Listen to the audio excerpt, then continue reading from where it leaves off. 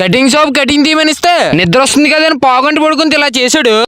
అసలు మ్యాటర్ అంటే రోజు కటింగ్ కాదు చూసి రోజు తిట్టడమే. తెలుసు కదా ఎవరు తిడతారో.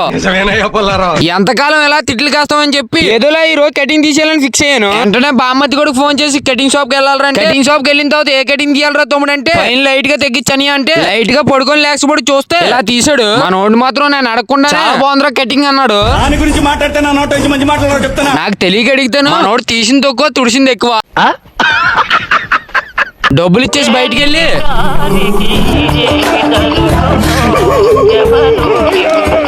మన కటింగ్ దీనికి కూడా నచ్చలేదు. బోకరొస్తుంది. చూడడానికి బీడీ కట్టలా ఉంది. కటింగ్ ఎలా ఉన్నదని మా అమ్మని అడిగితే కొంచెం ఉంది అది కూడా తీసుకుంటే నేరా అన్నది. నాకు ఆశ్చర్య విషయం మొదట బాధేసింది. బ్రో నువ్వు గాని కటింగ్ షాప్ కి వెళ్తే నాకు కాబట్టి 4 ఈగలు తీసి వదిలేసాడు. కానీ నువ్వు వెళ్ళి కటింగ్ షాప్ కి వెళ్ళి పడుకుంటే మొత్తానికి గుండె తీసేస్తాడు. ఫాలో చేయడం మర్చిపోయి టకాటగా ఉంటా మరి.